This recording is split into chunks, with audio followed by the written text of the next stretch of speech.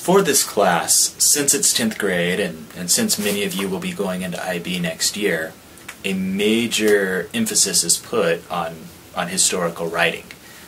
Even for me in my IB class, economics, we write a ton. And in all the group 3s, you'll need to just be able to write. So outside of the content of the course, the major skill that we work on is historical writing. Okay? So I want to talk to you a little bit about writing effectively in world history and what that means. You should have the assertion paragraph rubric out in front of you, and you'll see a lot of this is very similar to what you'll see there. I'm not going to go through that specifically. We'll have plenty of time, and it's just easier for me to comment on it once you guys have actually done some writing. So, what effective writing in world history is it's going to begin with a very clear claim. A claim can be anything. It can be Putin's actions in Ukraine are similar to Hitler's actions in Eastern Europe prior to World War II. That would be a claim. A claim could be that the 2000 United States presidential election was stolen because of bad balloting procedures in Florida. Whatever, that's a claim. You don't have to agree with it, it's still a claim. So any claim needs to be stated in a very matter-of-fact way. We stay away from words like I think or something like that, but we'll get to that later. Anyway, it needs to be clear. It needs to be something that's worth discussing. If my claim is that World War II started in 1939, okay, so what, right? So it needs to be something that's worth discussing, but on the other hand, it needs to not be overly complex. So, for example, the first one I said about Putin and Hitler, it's probably a little bit complex. I just came up with it on the fly, so I would boil it down, but it was probably more than we need to do. We'll talk more about that in a little bit. The second thing that needs to be provided are the reasons for the claim. In other words, the historical evidence, why you think the claim is true. Think of yourself as a lawyer and saying, okay, well, here's what happened, and here's how I know. Okay? Now, I have over here, the Google logo, because too often, this is what history used to be. Memorize this date, memorize these people who were involved. We really don't need to worry about that anymore. In the information age, you guys can all go, look up very quickly who's involved, when it happened, all that. Does that make history class obsolete? No. History class was never about that. Yes, you have to know the particulars, you need to know who's involved and when, but that's easy. Now it's rightly focused more on putting them together into a cohesive argument.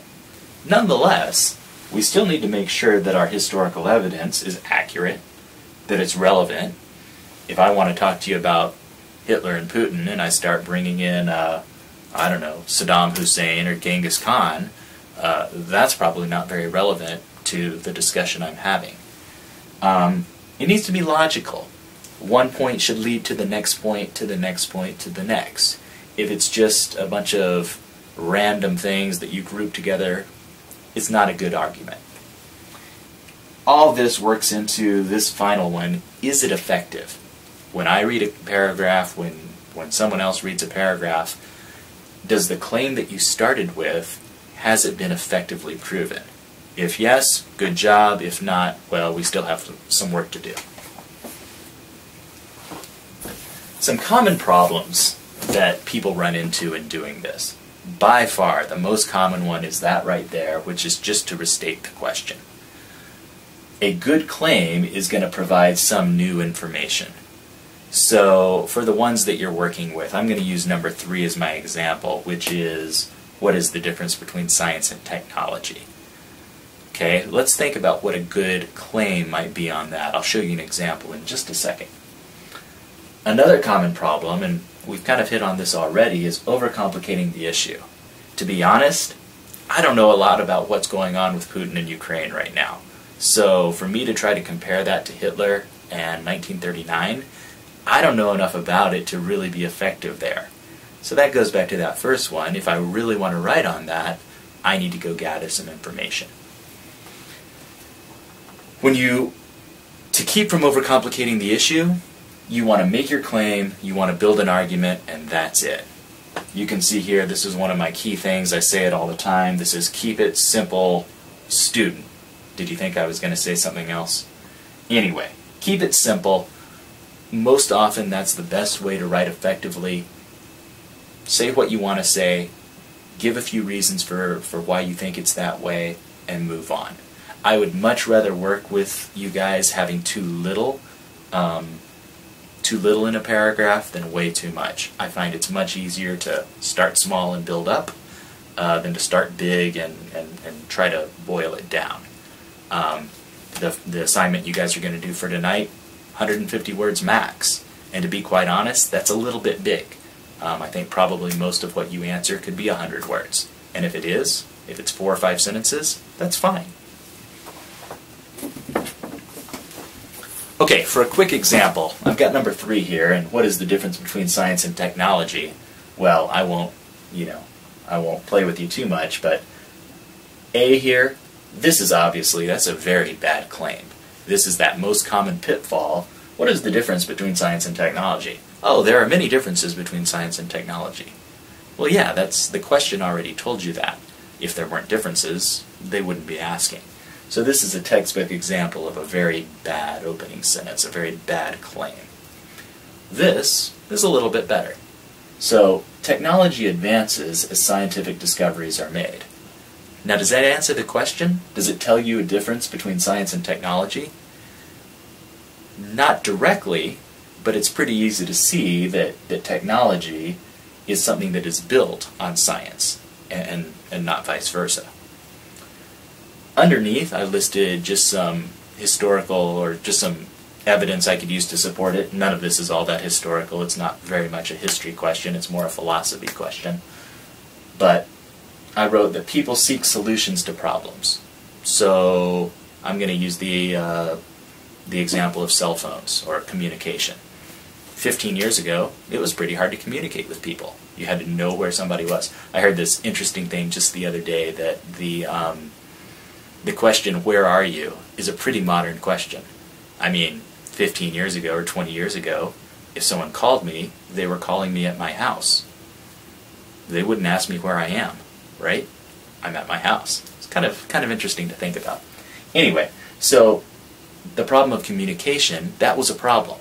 People wanted to communicate quicker and better.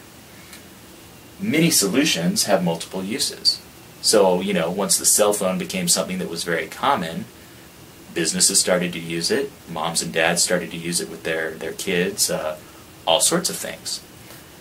Also, once that became something that everybody was carrying around, this portable device, it became a thing of, well, we can do more than just make calls. We can text message, we can use data and do all these great things with it. But that's there. New problems are created.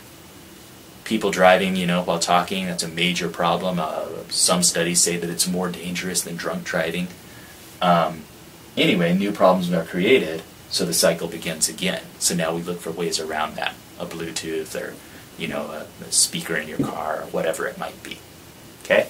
So starting with that, and then incorporating these, and again in a logical progression, that's going to make for a nice paragraph. It's going to answer the question well, and it's going to say why technology continues to be created, and then why that's what science is. Science keeps discovering these new solutions.